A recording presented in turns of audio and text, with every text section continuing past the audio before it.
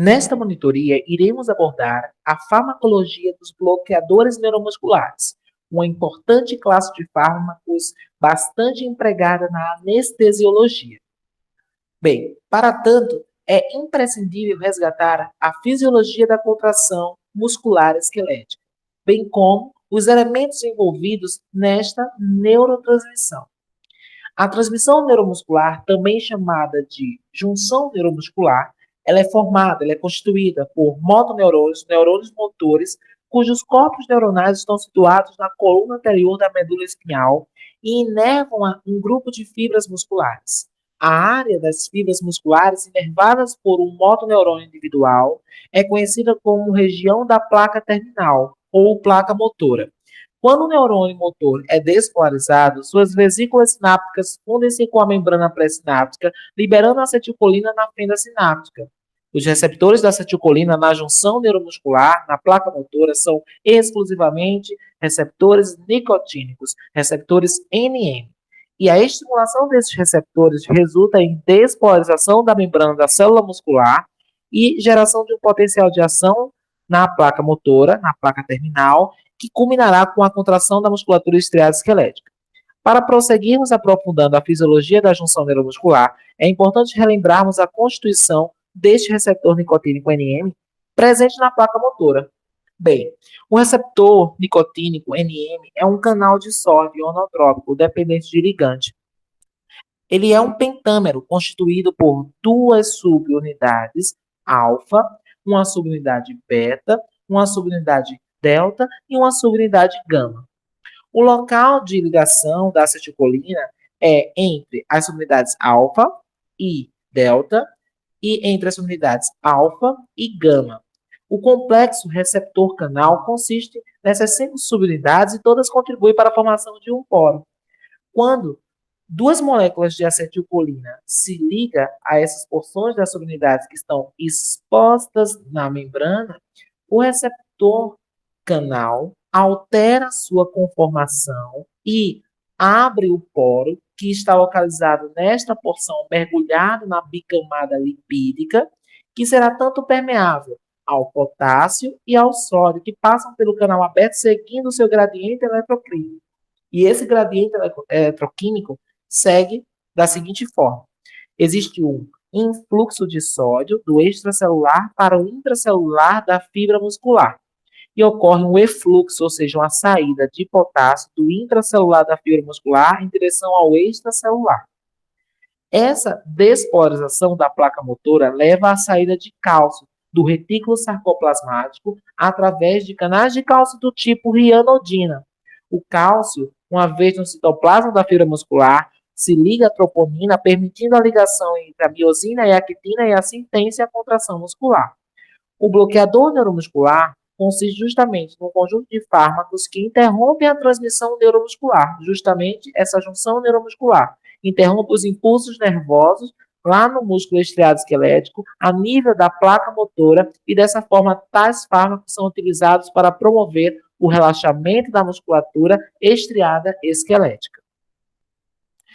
Os agentes bloqueadores neuromusculares têm algumas propriedades que são de fundamental importância serem destacadas. Primeiro, que todos os bloqueadores neuromusculares são compostos muito polares. Eles são amônios quaternários e, por serem hidrossolúveis, ou seja, não serem lipofílicos, não conseguem atravessar a barreira hematocefálica. E ao não conseguir atravessar a barreira hematocefálica, eles não causam efeitos centrais. Então, os bloqueadores neuromusculares são desprovidos de ação como analgesia, sedação, perda de consciência, ou seja, eles não causam esses efeitos, mesmo em doses altas, ok? Eles são pouco absorvidos no trato gastrointestinal e, dessa forma, sua via de administração precisa ser a via parenteral, a via intravenosa. E o seu efeito principal de interesse terapêutico é o relaxamento da musculatura estriada esquelética pelo bloqueio da junção neuromuscular, ok? Os usos terapêuticos dos bloqueadores neuromusculares são os mais variados.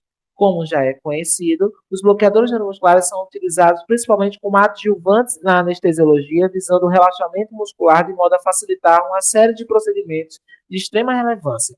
Essas drogas permitem ao anestesiologista realizar a intubação orotraqueal, né? Facilitam a ventilação mecânica e promovem condições operatórias ótimas, por exemplo, durante a cirurgia de laparotomia. São relaxantes cirúrgicos e, ao relaxar essa musculatura estriado-esquelética que forma a parede abdominal, permite que sejam realizadas cirurgias de laparotomia, certo? De incisões intracavitárias. Também facilita a realização de procedimentos ortopédicos pelo relaxamento da musculatura estriado-esquelética. Também facilita procedimentos de laringoscopia, broncoscopia, esofagoscopia, por relaxar a musculatura estriado-esquelética das pregas vocais e a musculatura laríngea, ok? Assim como facilita a intubação orotraqueal. Também é interessante no controle da ventilação na UTI, porque tem um benefício importante, por exemplo, na bissincronia entre o ventilador mecânico e a respiração do paciente. Então, tem uma ampla gama de aplicações e também tem uma característica, né, bem peculiar desses bloqueadores neuromusculares que diz respeito à sequência da paralisia. Primeiramente, os músculos pequenos, eles relaxam antes dos músculos dos membros e do tronco. Em seguida, há uma paralisia dos músculos intercostais e, por fim, o diafragma é paralisado e a respiração cessa. Assim também a recuperação dos músculos ocorre na ordem inversa à paralisia. Ok? Então, portanto, o diafragma é o primeiro músculo a recuperar a sua função. Bem, nesse sentido, os bloqueadores neuromusculares, eles são classificados em dois grandes grupos. Existem duas grandes classes diferentes de bloqueadores neuromusculares com base no seu próprio mecanismo de ação. Existem os agentes bloqueadores neuromusculares despolarizantes e os agentes não despolarizantes, também chamados de adespolarizantes, sendo o prefixo A, né, remetendo à ideia de negação. Ok? Então, tem aqueles que despolarizam e aqueles que não despolarizam. Os bloqueadores neuromusculares despolarizantes, no presente, o único fármaco despolarizante é o succinilcolina, também conhecido como succinilcolina, que é um éster dicolínico com duração ultra curta. A succinilcolina é esse éster dicolina com alta afinidade pelos receptores nicotínicos e mais resistente à ação da acetilcolinesterase. Então, a via de eliminação da succinilcolina ou succinilmetônio é a hidrólise pela ação das colinesterases plasmáticas, porque ela é formada por duas moléculas de acetilcolina juntas, ok? Então, por que destacar isso? Pela seguinte razão: a ação do bloqueador neuromuscular despolarizante, ou seja, a ação da succinilcolina, do succinilmetônio inicial, né, é o de fazer a despolarização da membrana. Então, a ação inicial desses fármacos é despolarizar a membrana, abrindo os canais iônicos nicotínicos, da mesma forma que faz a acetilcolina. Entretanto, a succinilcolina persiste por mais tempo na junção neuromuscular porque são mais resistentes à ação da acetilcolinesterase. Então, dessa forma, a succinilcolina ou succinilmetônio permanece mantendo as membranas despolarizadas e não responsivas a impulsos subsequentes. Então, desse modo, ocorre uma despolarização prolongada causada pela succinilcolina, resultando em um breve período de fasciculações, um processo de excitação muscular transitória e repetitiva, que consiste no bloqueio de primeira fase.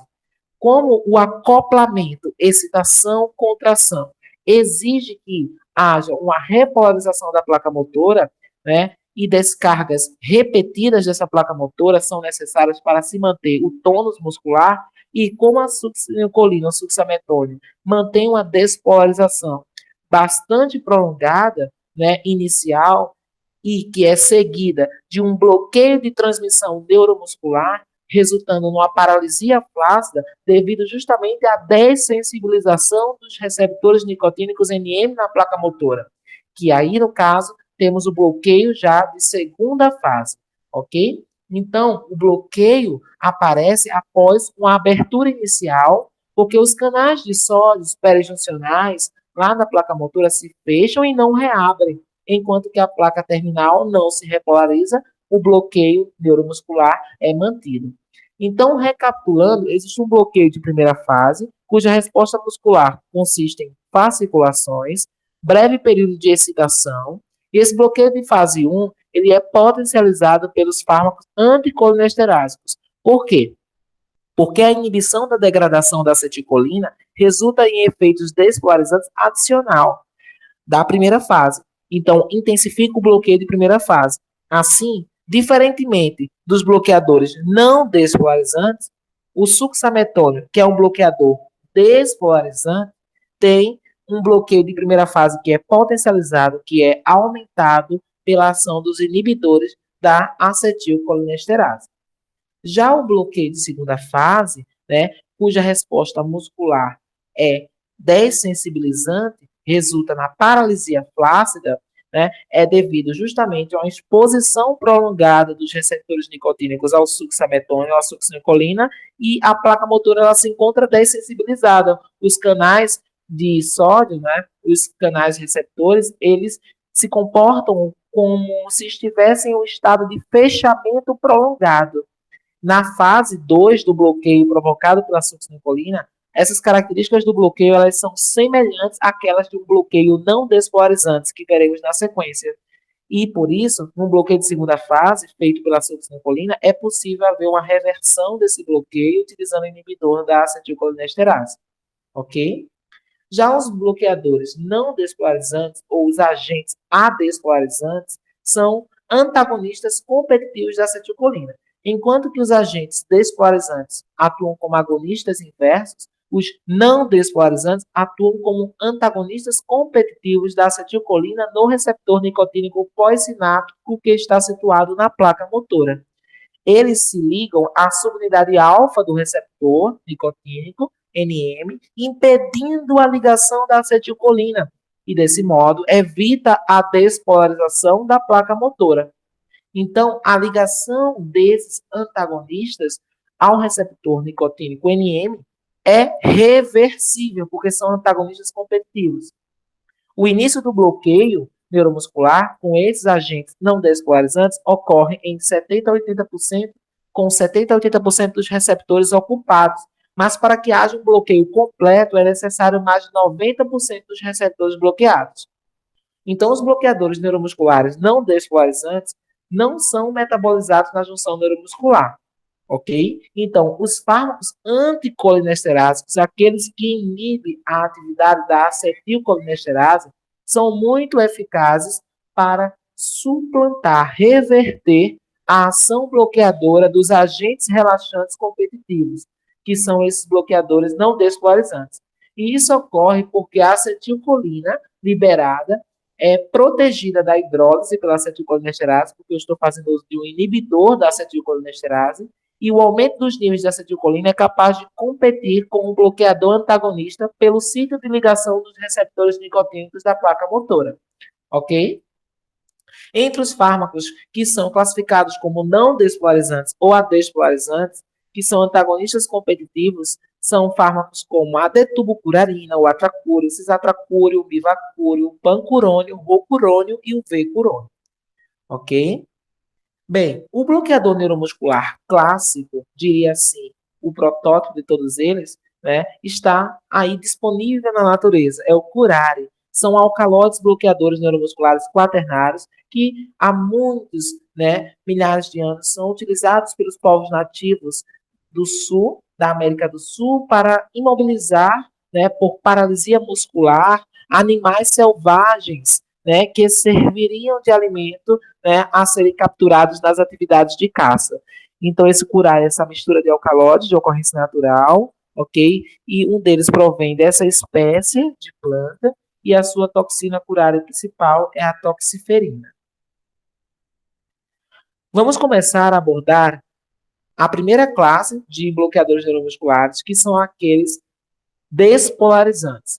O succinilcolina e o succinilmetônio são esses, no presente, o único fármaco despolarizante em uso, que é um éster dicolínico, não é? E esse éster dicolínico, que é a succinilcolina, é formado por duas moléculas de acetilcolina que estão ligadas entre si. É o único fármaco despolarizante atualmente em uso, e esse bloqueador neuromuscular tem uma vantagem de possuir um início de ação muito rápido, aliado a uma duração de ação curta. E isso significa que essa droga é a principal fármaco de escolha na anestesiologia quando é utilizada, por exemplo, quando se propõe a se fazer uma indução em sequência rápida em pacientes que estão sob o risco de aspiração ou quando a indução ou a intubação orotraqueal rápida precisa ser feita e é necessária numa situação emergencial. Então, a succinilcolina garante um bloqueio rápido, ok? E também uma duração de ação também curta. Apresenta alguns efeitos adversos importantes, mas mesmo assim, a despeito disso, permanece sendo utilizado, certo? É devido à sua rápida recuperação que segue a sua retirada, que é significativamente mais rápida que a recuperação quando utilizados agentes não despolarizantes, como veremos. Então, os efeitos adversos e situações de riscos que são decorrentes do uso da succinilcolina ou do succinilmetônio inclui arritmias cardíacas, a hiperpotassemia, elevação da pressão intraocular, elevação da pressão intragástrica em pacientes diabéticos com lesão traumática ou com disfunção esofágica do esfíncter esofágico ou obesos mórbidos. E esse aumento da pressão intragástrica pode resultar numa regurgitação e aspiração do conteúdo gástrico, uma broncoaspiração. A succinilcolina, além de tudo isso, é responsável por cerca de 50% das reações anafiláticas associadas ao uso de bloqueadores neuromusculares. Reações anafiláticas são reações de alergia, de hipersensibilidade do tipo 1, e esse choque anafilático decorrente do uso da succinilcolina, né, é um fato bem importante, porque ela é o principal bloqueador neuromuscular associado com essas reações, ok? De alergia, de manifestações alérgicas, ok? Bem, vamos destacar aqui algumas informações, né, importantes acerca da succinilcolina, que, além de ela ser um bloqueador neuromuscular despolarizante, né, ela tem uma meia-vida curta, como já destacado, e o que justifica, do ponto de vista farmacocinética, essa meia-vida curta de cerca de 10 minutos é a sua via de eliminação. A via de eliminação ou de degradação da succinilcolina é pela ação da hidrólise, né, feita pelas colinesterases plasmáticas, também conhecidas como butirilcolinesterases ou pseudocolinesterases plasmáticas, que são sintetizadas no fígado, ok? Então, a degradação por hidrólise da succinilcolina pela ação das colinesterases plasmáticas é que justifica, por exemplo, a sua meia-vida curta, ok? E alguns efeitos adversos resultantes da utilização da succinilcolina e que o seu mecanismo de ação relacionado à fisiopatologia dessas complicações, dos efeitos adversos do uso da succinilcolina, precisam ser muito bem compreendidas em seus pormenores. Então, o risco de hiperpotassemia e hipercalemia severa é bem presente no uso da succinilcolina em pacientes que têm uma condição que predispõe a isso. Então, por exemplo, os pacientes com queimaduras, com lesão nervosa, né, com doenças neurodegenerativas, doenças neuromusculares, traumatismo crânioencefálico, né, fechado, ou pacientes politraumatosos, né, ou politraumatizados, né, podem apresentar um quadro de hiperproliferação de receptores nicotínicos extrajuncionais, que causam um aumento da concentração de potássio no plasma. Porque quando a gente viu, quando há um bloqueio de primeira fase, né, a succinilcolina abre os canais, né, receptores nicotínicos NM, que provoca um influxo ou entrada de sódio para a fibra muscular e uma saída de potássio do citoplasma da fibra muscular em direção ao espaço extravascular, ou seja, em direção ao plasma. E com isso, o que é que acontece? Ocorre um aumento dos níveis séricos de potássio, né? Então, para indivíduos normais, esse fato não é importante, mas sim para vítimas de traumatismos, especialmente queimaduras, né, grandes queimados, ou lesões que causem desnervação muscular, distrofias musculares ou indivíduos paraplégicos. Então, durante a administração de um bloqueador neuromuscular despolarizante, que no caso é o succinilmetônio ou succinilcolina, no bloqueio de primeira fase ocorre uma liberação de potássio dos músculos do meio intracelular para o extracelular, e se há um quadro de proliferação, hiperproliferação de receptores extrajuncionais de modo significativo, de modo grande, o suficiente que tantos receptores extrajuncionais proliferados, né, geram uma quantidade expressiva de potássio que pode ser liberada, resultando em hipercalemia ou hiperpotassemia resultante, esse que pode ser suficiente para causar uma arritmia ventricular ou mesmo uma parada cardíaca, ok? Uma outra condição associada certo, ao uso da succinilcolina é o aumento da pressão intraocular, que é resultante da fase do bloqueio de primeira fase, que é aquelas fasciculações, e esse aumento da pressão intraocular é resultante da contratura tônica dos músculos extraoculares, né, que aplicam pressão sobre o globo ocular e eleva a pressão intraocular. É particularmente importante evitar esse aumento da pressão intraocular quando houver alguma lesão no globo ocular, né? E a contraindicação, nesse caso, haverá se houver algum traumatismo, né, nos olhos. Além disso, a elevação da pressão intragástrica aumenta os riscos, como já comentado, de regurgitação, aspiração do conteúdo gástrico, e essa complicação tende a ocorrer em pacientes que têm um esvaziamento gástrico tardio, ou pacientes com obesidade mórbida, disfunção esofágica, ou pacientes diabéticos. As dores musculares também são queixas importantes, as mialgias, né? São queixas pós-operatórias comuns em pacientes que têm uma massa muscular muito desenvolvida e essas dores musculares são secundárias às contrações das fibras musculares do bloqueio de primeira fase. Também pode ocorrer com o uso da succinilcolina, apesar dela ter uma meia-vida curta, ou seja, uma duração de ação bem curta, pode ocorrer, apesar disso, uma paralisia, um bloqueio neuromuscular prolongado com o uso da succinilcolina ou succinilmetônia. Isso se deve a algumas condições que diminuem a atividade enzimática das colinesterases plasmáticas, que é a principal via de eliminação, a principal e única via de eliminação da succinilcolina. Então, a ação do succinilmetônia administrado por via intravenosa costuma durar menos de 5 minutos, pois o fármaco ele é hidrolisado rapidamente pelas colinesterases plasmáticas.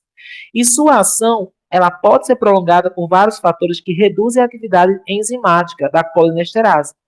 Pode ser atribuída tanto a causas congênitas ou adquiridas. Causas adquiridas, entenda aqui, doenças hepáticas que diminuem a síntese das colinesterases plasmáticas, gestação, jejum prolongado, insuficiência cardíaca e queimaduras.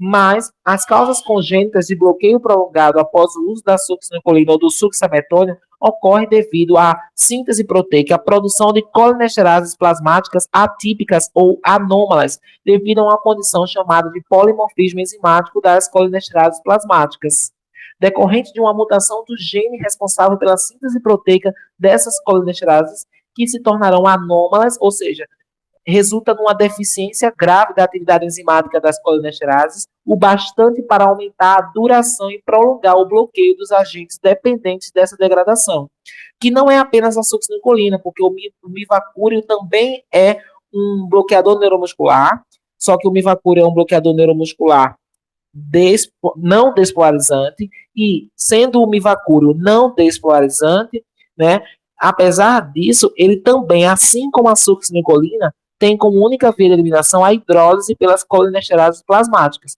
Então, tanto a succinilcolina quanto o mivacúrio terão seus efeitos de bloqueio neuromuscular muito prolongados em pacientes que têm esse quadro de polimorfismo enzimático, ou seja, que tenham colinesterases plasmáticas com atividade anômala, atípica, ok?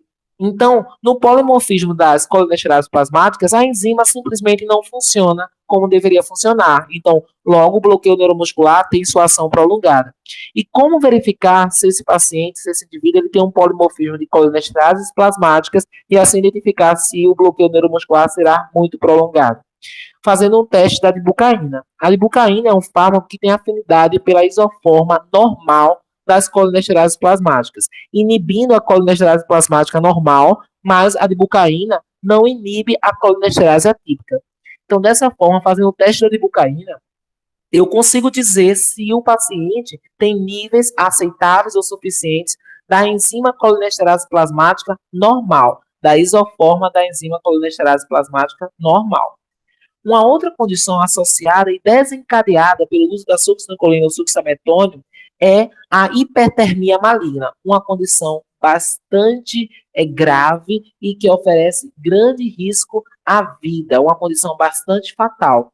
A hipertermia maligna também é denominada de hipermetabolismo fulminante do músculo esquelético.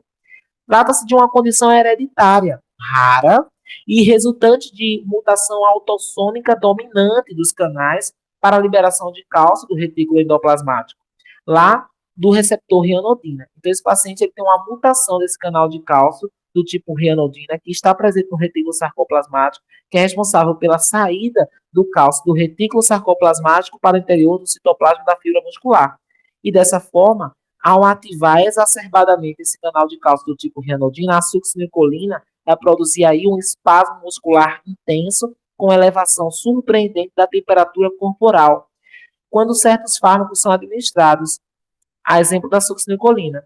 Esse é um evento potencialmente fatal que pode ser deflagrado pelo bloqueador neuromuscular despolarizante, como é o caso do succinilcolina, ou succinilcolina, e alguns anestésicos gerais inalatórios, como é o caso dos anestésicos halogenados. Então, por exemplo, succinilcolina, ou succinilcolina, o alotano e demais anestésicos halogenados são atualmente os responsáveis mais comuns por deflagrar a hipertermia maligna. Os sinais clínicos incluem contraturas musculares, rigidez, a gente observa a rigidez massetérica como um sinal importante, produção de calor excessivo, porque quando as fibras musculares contraem intensamente, pelo atrito ela produz muito calor. Então, esse calor excessivo produzido pela musculatura estriada esquelética resulta em uma grave hipertermia, com um aumento de cerca de 1 grau Celsius a cada 5 minutos. A aceleração do metabolismo muscular com um quadro de acidose metabólica e taquicardia. Então, esse estado hipermetabólico é caracterizado por um aumento do consumo de oxigênio com produção excessiva de gás carbônico, que leva a uma hipoglicemia, uma hiperpotassemia, acidose metabólica e uma lise, uma destruição da célula muscular, das fibras musculares, ok? E o que é que faz a succinilcolina e o alotano e os demais anestésicos inalatórios? Ativam os canais de ranodina, que é um canal que tem uma alteração, uma mutação autonômica dominante, ok? Ou seja, uma condição hereditária e que a hipertermia ela é deflagrada a partir dessa predisposição genética que o paciente já apresenta, ok? Então, ocorre uma liberação descontrolada, exacerbada de cálcio do retículo endoplasmático, sarcoplasmático, para o citoplasma da fibra muscular e as contrações musculares são intensas e generalizadas, desencadeando todos esses sinais e sintomas, ok? E que pode culminar, gerar ou resultar a morte do paciente. Existe antídoto para tratar a hipertermia maligna, e esse antídoto é o dantroleno ou dantrolene, que deve ser administrado por via intravenosa, e o seu mecanismo de ação é justamente inibir esse canal de cálcio do tipo rianodina, certo? Lá no retículo endoplasmático, no retículo sarcoplasmático da fibra muscular. E ao bloquear esse canal de cálcio do tipo rianodina, desse modo bloqueia a liberação de cálcio, E dessa forma, o dantroleno atua como relaxante muscular pós-sináptico, diminuindo o acoplamento, excitação, contração das fibras musculares e revertendo o quadro de hipertermia maligna. Os agentes bloqueadores neuromusculares não despolarizantes, também conhecidos como adespolarizantes, atuam como antagonistas competitivos da acetilcolina lá nos receptores nicotínicos NM na placa terminal ou placa motora. Os efeitos dos agentes bloqueadores neuromusculares não despolarizantes são principalmente resultantes da paralisia da motora, pelo bloqueio da acetilcolina, que não vai mais se ligar àqueles receptores nicotínicos. Esse antagonismo é um antagonismo competitivo, ou seja, é reversível, ou seja, eu consigo reverter esse bloqueio. A título de informação, há 2 grupos de bloqueadores neuromusculares competitivos, ou seja, há 2 tipos, do ponto de vista do composto, de agentes bloqueadores neuromusculares não despolarizantes. Existe o grupo daqueles que são os compostos chamados de benziloquinolínicos, que são esses compostos, que, como veremos, são mais suscetíveis à hidrólise no plasma, ok? E causam liberação de histamina, Então, esses compostos, benziloquinolínicos, eles são mais suscetíveis a causar o quê? Reações à liberação da histamina, são mais suscetíveis à hidrólise no plasma, e nesse grupo de bloqueadores neuromusculares não despolarizantes, inclui a tubocurarina, atracúrio, cisatracúrio e mivacúrio, os quais abordaremos na sequência. A detubocurarina é considerado o protótipo dos bloqueadores não despolarizantes, ou adespolarizantes, com início de ação lento e duração de ação prolongada. causam uma liberação acentuada de histamina, resultando em hipotensão e taquicardia reflexa. Bem, a histamina resulta em pápulas urticariformes, broncoespasmo, hipotensão e secreções brônquicas, todas mediadas pela liberação da histamina, que são efeitos colaterais bem importantes, certo? Em pacientes e que fazem uso da detubicurarina. Hoje em dia, né, clinicamente, as doses de tubucurarina que eram utilizadas clinicamente, né, hoje não mais, mas que eram utilizadas no passado, produzia bloqueio parcial dos gânglios autonômicos. Então, a detubicurarina produz bloqueio ganglionar nos gânglios autonômicos e da medula suprarrenal. Isso acarretava numa queda de pressão arterial e num ataque cardíaco reflexa. A tubucurarina é muito pouco utilizada na medicina clínica hoje em dia e foi substituída por bloqueadores com melhores propriedades terapêuticas. A via de eliminação da tubucurarina é principalmente a via renal, mas também tem a eliminação hepática. Em pacientes com insuficiência renal, o seu efeito será bastante prolongado. O atracúrio e o cisatracúrio. O atracúrio tem um início e duração de ação intermediária. Sua ação dura cerca de 45 minutos. A via de eliminação do atracúrio se dá por degradação de Hoffmann, que é a hidrólise espontânea, hidrólise também pelas esterases plasmáticas, em parte por eliminação renal, ok? Tem efeito transitório de causar hipotensão pela liberação de histamina, mas libera menos histamina do que a detubicurarina, ok? Já o cisatracúrio é um isômero puro ativo do atracúrio e mais potente do que o atracúrio. E, diferentemente daquele, o cisatracúrio não causa liberação de histamina em comparação ao atracúrio. Né? Então, na prática clínica, o cisatracúrio apresenta todas as vantagens do atracúrio, só que com menos efeitos colaterais, porque não causa liberação de histamina. Ok? E a duração da sua ação é intermediária e a via de eliminação do cisatracúrio é por degradação de Hoffmann e também por eliminação renal. Mesmo em pacientes com insuficiência renal, o cisatracúrio não se acumula porque ele também tem a via de degradação pela hidrólise espontânea, a degradação de Hoffmann. O mivacúrio é um bloqueador também, certo? Competitivo, ou seja, um bloqueador neuromuscular não despolarizante, de início de ação rápido e duração de ação curta, de aproximadamente 15 minutos, certo? E o que justifica isso é a sua via de eliminação por hidrólise pela ação das colinesterases plasmáticas. O mivacúrio, ele é degradado da mesma forma que a succinilcolina, pela ação das colinesterases plasmáticas. Então, em pacientes que têm polimorfismo enzimático, que resulta em colinesterases plasmáticas com menor atividade enzimática, esse bloqueio feito pelo mivacúrio será prolongado, ok? Bem, além disso, pelo fato do mivacúrio ter início de ação rápida, duração curta, torna-o útil em procedimentos rápidos, ok? E, assim como a succinilcolina, o mivacúrio vai ter um efeito prolongado em pacientes que não apenas têm o polimorfismo enzimático, como também naqueles pacientes que têm insuficiência hepática, né? Porque o fígado também produz essa enzima colinesterase plasmática, ok? Um efeito colateral do mivacúrio é uma hipotensão transitória, né, associada também a uma liberação de histamina, só que com menos intensidade, ok? Então, o mivacúrio é este bloqueador neuromuscular bem importante, né, por todas essas características.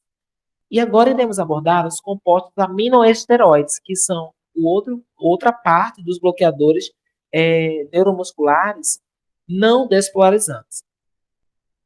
Todos os bloqueadores neuromusculares aminoesteroides possuem pelo menos um grupamento amônio quaternário ligado a um anel esteroide, por isso o termo aminoesteroide. Por isso a nomenclatura.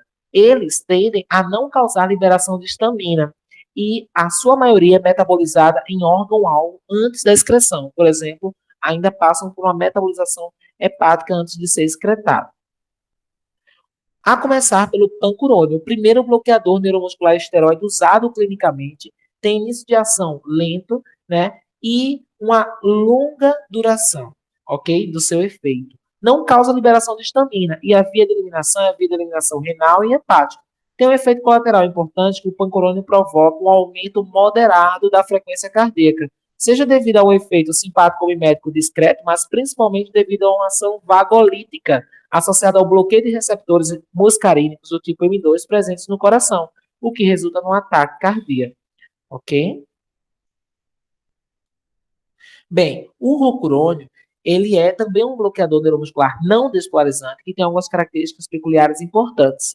Então, ele tem uma duração de ação intermediária, tem como via de eliminação a via de eliminação hepática, ok? E ele tem um início de ação rápido. Entre todos os fármacos não despolarizantes, entre todos os bloqueadores antagonistas competitivos, o rocurônio é o que apresenta início de ação mais rápido, de cerca de 60 a 120 segundos, ele já está fazendo o bloqueio neuromuscular, sendo indicado para a realização, portanto, de intubação orotraqueal, assim como a succinilcolina é indicada, devido ao seu início de ação rápido.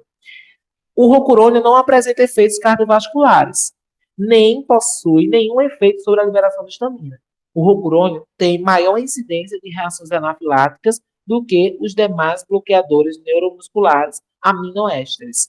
Então, em comparação a todos os demais bloqueadores neuromusculares aminoésteres, o rocurônio é o que tem maior incidência de reações anafiláticas. Mas de todos os fármacos que pertencem à classe dos bloqueadores neuromusculares, a succinilcolina é o que apresenta, né, principal causa entre os bloqueadores neuromusculares de reações anafiláticas. É o principal bloqueador neuromuscular relacionado com alergia, com choque anafilático, é a succinilcolina.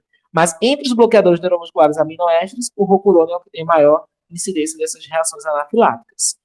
O vecurônio é um antagonista competitivo também, ou seja, ele é um bloqueador neuromuscular não despolarizante, tem um início de ação discretamente mais rápido do que o pancurônio e uma duração mais curta e uma duração intermediária. A sua via de eliminação é a via de eliminação renal e hepática. O vecurônio não causa liberação de histamina e é desprovido de efeitos cardiovasculares, assim como o rocurônio. Bem, no que diz respeito à escolha dos fármacos bloqueadores neuromusculares, é de fundamental importância, né, que durante essa seleção, né, ela deve se basear, sobretudo, na obtenção de um perfil farmacocinético que seja consistente com a duração da intervenção a ser realizada.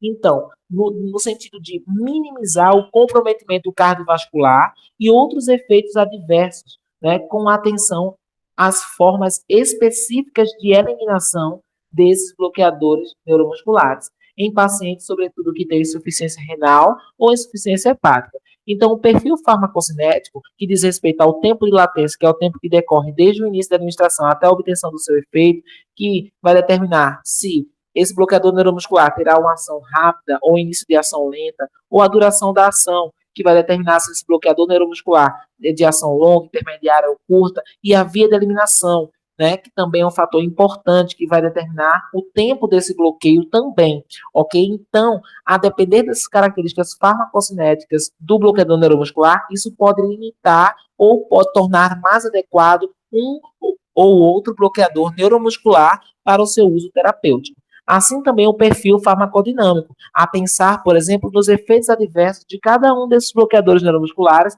e no seu mecanismo de ação, ok? Que pode predispor desde a hipertermia maligna até uma hiperpotassemia, por exemplo, se ele for um bloqueador neuromuscular despolarizante, como é o caso da succinilcolina ou succinilmetônio.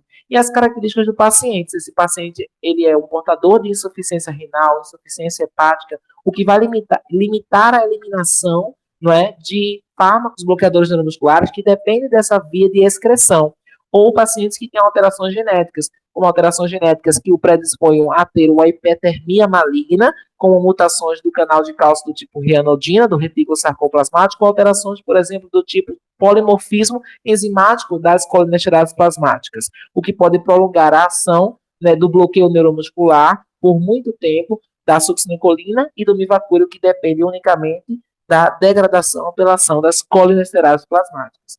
Então, é bem importante conhecer o perfil farmacocinético, o perfil farmacodinâmico e as características dos pacientes para a escolha assertiva e racional desse bloqueador neuromuscular para os procedimentos a serem realizados, ok? Então, é de extrema relevância esse conhecimento das bases da farmacologia. Então, como reverter o bloqueio não despolarizante, certo? Desses fármacos. Então, por que não pensar também na reversão do bloqueio de fármaco despolarizante, como é o caso da succinilcolina? Porque a succinilcolina tem um tempo de ação bastante curto por conta da degradação pela ação das colinesterases plasmáticas.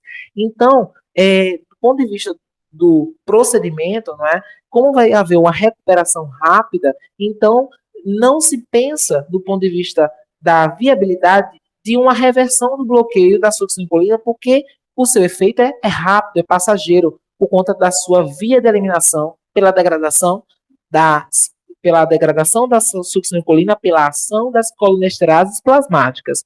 Mas o bloqueio não despolarizante, ele tende a permanecer por muito mais tempo, porque o seu mecanismo de ação, né, é pelo antagonismo competitivo dos receptores, né, nicotínicos NM na placa motora, e suas vias de eliminação, no geral, são vias que demandam mais tempo para haver a recuperação do bloqueio neuromuscular, ok? Então, para pensar na reversão do bloqueio não despolarizante, ou seja, daqueles bloqueadores que atuam como antagonista competitivo, é importante lembrar o mecanismo de ação desses bloqueadores, né, que consiste neste antagonismo competitivo dos receptores nicotínicos, em que esse bloqueador neuromuscular vai se ligar de forma reversível, certo? Aos canais iônicos da placa motora, impedindo a ligação da acetilcolina naqueles canais, né, receptores do tipo nicotínicos, NM, na placa motora. Então, na farmacodinâmica, aprendemos que o antagonismo competitivo ele pode ser superado com doses maiores do agonista. O agonista fisiológico dos receptores nicotínicos na placa motora é o neurotransmissor acetilcolina. Portanto, para aumentar os níveis de acetilcolina, basta inibir a atividade da enzima que degrada a acetilcolina, que é a acetilcolinesterase. Então, vamos utilizar, portanto, uma classe de fármacos denominados de anticolinesterásicos. Então, são os anticolinesterásicos a classe de fármacos utilizada para reverter o bloqueio neuromuscular dos agentes não despolarizantes. Então, é muito comum utilizar a neostigmina e também pode-se utilizar a pirilostigmina, que são anticolinesterásicos, né, que tem a amina quaternária, não atravessa a barreira cefálica, vai ter uma ação periférica, e é o que a gente precisa, porque os bloqueadores neuromusculares têm ação periférica. Então, a neostigmina e pirilostigmina antagonizam o bloqueio neuromuscular não despolarizante, visto que aumentam a disponibilidade da acetilcolina lá na fenda sináptica, na placa motora, e, portanto, vai propiciar a competição da acetilcolina, né, com o bloqueador neuromuscular não despolarizante, e com isso vai reverter esse bloqueio do antagonista competitivo. Como? A neostigmina e a pirilostigmina inibe a acetilcolinesterase e, portanto, aumenta os níveis de acetilcolina na placa motora. Ok? Então, é importante destacar ainda que o uso dos anticolinesterásicos produz também bastante efeitos colaterais, pois aumenta a ação parasimpática colinérgica em receptores muscarínicos, causando boca seca, bradicardia, peristaltismo, náuseas, cólicas, broncoespasmo, aumento da secreção brônquica, broncorreia, sudorese, salivação, incontinência urinária. E diante disso, para antagonizar todos esses efeitos colaterais que são mediados pela ação da acetilcolina em receptores muscarínicos, então, para antagonizar esses efeitos colaterais muscarínicos, é indicada a administração conjunta do anticolinesterase, junto com o anticolinesterase, de utilizar também um antagonista muscarínico. Então, além de você administrar a neostigmina para reverter o bloqueio neuromuscular não despolarizante, você faz também junto, né, a atropina ou o glicopirrolato. De preferência o glicopirrolato, porque ele vai ter uma ação, né, antimuscarínica, de bloquear receptores muscarínicos perifericamente, enquanto que a atropina também tem uma ação central, além de ter uma ação periférica. Então, a atropina ou o glicopirrolato vão bloquear os efeitos muscarínicos, que são responsáveis pelos efeitos colaterais do uso de anticolinesterásicos para reverter o bloqueio neuromuscular não despolarizante. E assim eu consigo minimizar esses efeitos colaterais, né, associados ao uso de anticolinesterásicos. E tem um detalhe importante: diferentemente dos fármacos não despolarizantes, esse denominado bloqueio de primeira fase daqueles despolarizantes, que no caso é a succinilcolina, né? Então, o bloqueio de primeira fase da succinilcolina, que produz a despolarização, quando você faz uso de inibidores da acetilcolinesterase, você aumenta o bloqueio de primeira fase da succinilcolina. Por quê? Os anticolinesterásicos aumentam esse bloqueio de primeira fase porque aumentam os níveis de acetilcolina, né, que vai provocar ainda mais essa despolarização, que é a etapa de primeira fase desse bloqueio realizado pela succinilcolina. Então, se o bloqueio da succinilcolina está na primeira fase, o uso de anticolinesterásicos acaba por prolongar esse bloqueio de primeira fase, potencializando o efeito da succinilcolina, que é um bloqueador neuromuscular despolarizante. Porém, já no bloqueio de segunda fase, em que há a dessensibilização dos receptores, em que as características do bloqueio na segunda fase daquele feito pela succinilcolina, essas características do bloqueio são quase idênticas àquelas de um bloqueio não despolarizante. Então, é possível sim, num bloqueio de segunda fase, feito pela succinilcolina, você reverter utilizando inibidores da acetilcolinesterase, ok? O Sugamadex é, um novo agente de reversão de bloqueio neuromuscular não despolarizante e que é específico para aminoésteres. Então, antigamente, quando se tinha apenas a succinilcolina até hoje, inclusive, ela permanece sendo um fármaco de escolha na intubação traqueal de emergência, porque tem um início de ação bastante rápido. Mas, quando a gente vai ver lá dos bloqueadores neuromusculares não despolarizantes, o rocurônio, ele surgiu como uma opção pelo seu perfil semelhante de início rápido, semelhante à succinilcolina. E, porém, né, ele tem uma recuperação que é mais prolongada, não é? Então, eu consigo reverter esse bloqueio neuromuscular do rocurônio, né, tendo o benefício dele ter um início de ação rápida. E eu consigo reverter, né, rapidamente o efeito do rocurônio, que é um bloqueador neuromuscular do tipo aminoéster, com o uso do Sugamadex. Então, o Sugamadex apareceu com uma ótima oportunidade, né, para potencializar o uso do rocurônio, ok? Então, o Sugamadex é uma molécula de uma gama-ciclodextrina modificada. Então, como se pode observar aqui, ela é uma macromolécula de um centro mais lipofílico, né, e de um exterior mais hidrofílico, permitindo a solubilidade desse complexo no plasma, ok? E a captura do bloqueador neuromuscular aqui, no seu centro, ok? Então, o Sugamadex, né, ele atua encapsulando as moléculas de rocurônio, e ao encapsular as moléculas de rocurônio, ele faz isso na razão de 1:1, inativando esse bloqueador neuromuscular, ok? Então, ao se ligar ao rocurônio, o Sugamadex ele diminui a concentração plasmática do rocurônio livre e estabelece assim um gradiente, uma diferença de concentração que favorece a difusão, a passagem do rocurônio da junção neuromuscular de volta para a circulação plasmática. E com isso, o Sugamadex também vai se ligando a outros bloqueadores neuromusculares que sejam aminoésteres. Por exemplo, o Sugamadex ele também bloqueia, né, ele também reverte o bloqueio neuromuscular do vecurônio e do pancurônio, porém em menor grau. Por quê? Porque o Sugamadex tem menor afinidade pelo vecurônio e pelo pancurônio se comparado ao rocurônio, ok? Mas é possível sim o Sugamadex reverter também o bloqueio neuromuscular produzido por esses demais aminoésteres. E esse complexo Sugamadex e rocurônio ele é excretado de modo inalterado, ou seja, não sofre metabolização, sendo mais de 90% eliminado na urina em pacientes com função renal normal. Mas nos pacientes com insuficiência renal, a eliminação completa exigirá mais tempo. Bem, dessa forma, o Sugamadex ele produz uma reversão do bloqueio neuromuscular, que seja um bloqueio desde moderado a profundo, de forma bem mais rápida e com menos efeitos adversos em comparação ao uso dos anticolinesterásicos.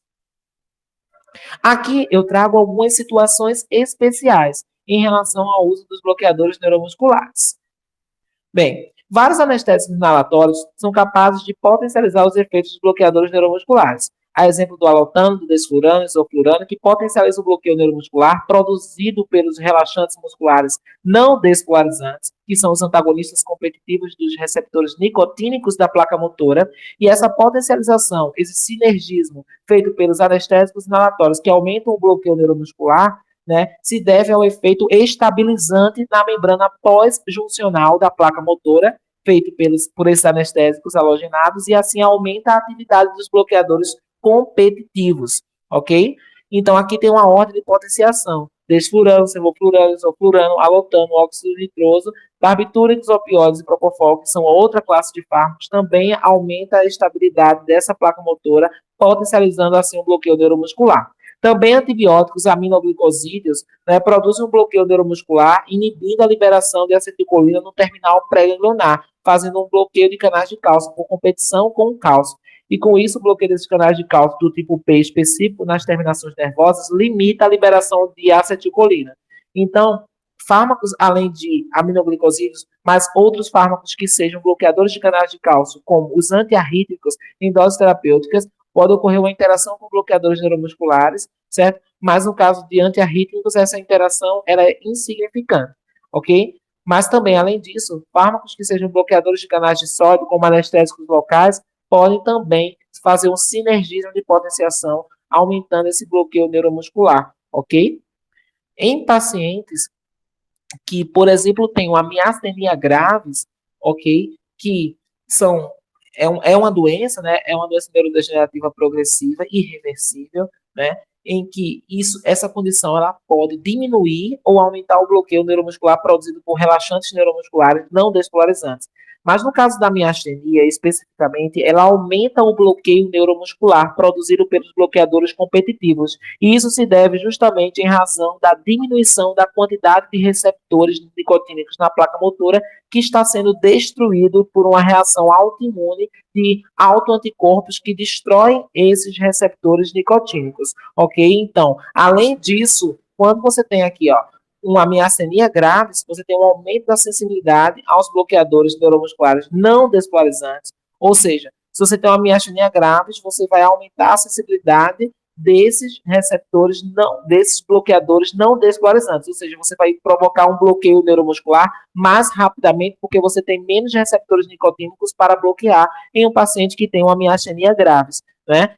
E em pacientes em que ele tem miastenia graves e é necessário fazer um bloqueio, você faz uso de um bloqueio com o uso de um despolarizante como a succinilcolina, isso gera mais resistência, porque como esse paciente vai ter menos receptores nicotínicos para despolarizar no bloqueio de primeira fase, e precisa-se do bloqueio de primeira fase para se chegar ao bloqueio de segunda fase, feito pela succinilcolina, e como há menos receptores em um paciente com miastenia graves nas placas motoras, então em pacientes que você faz uso, né, de succinilcolina e que ele tem a miastenia graves, ele vai ter mais resistência a esse bloqueio neuromuscular com um bloqueador despolarizante, como é o caso da succinilcolina, precisando de doses maiores. Mas no caso de bloqueadores neuromusculares não despolarizantes, que são antagonistas competitivos, eu vou precisar administrar baixas doses, porque eles são mais sensíveis a esse bloqueio, ok?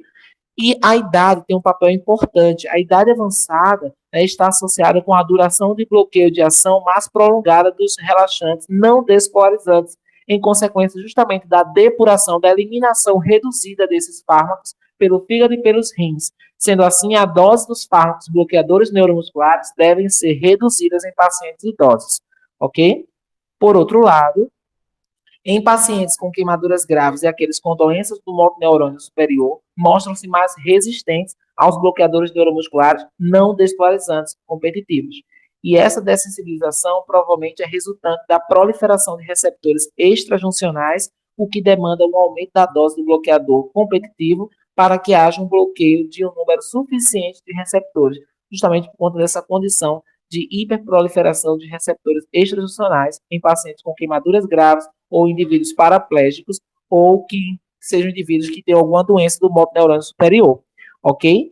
Então, é importante destacar que em pacientes queimados graves existe um upregulation, um aumento da expressão de receptores da acetilcolina, oferecendo uma resistência aos bloqueadores neuromusculares, ok? Sobretudo aqueles não despolarizantes ou competitivos. E no polimorfismo enzimático, tem-se um prolongamento da duração do bloqueio pelos agentes dependentes dessa degradação, como é o caso da succinilcolina e do mivacuro, que depende das colinesterases plasmáticas para terem a cessação, para ter a interrupção do seu efeito farmacológico. E em caso de pacientes com polimorfismo enzimático, que tem colinesterases plasmáticas cuja atividade enzimática está deficiente, vai acabar prolongando o efeito de bloqueio neuromuscular da succinilcolina e do mivacúrio. Bem, aqui estão as referências utilizadas para desenvolver esta monitoria. São todas referências bibliográficas e aqui estão todas elas para aprofundamento, ok? E desse modo também para também aprofundar, tirar dúvidas sobre este conteúdo. E muito obrigado, excelentes estudos.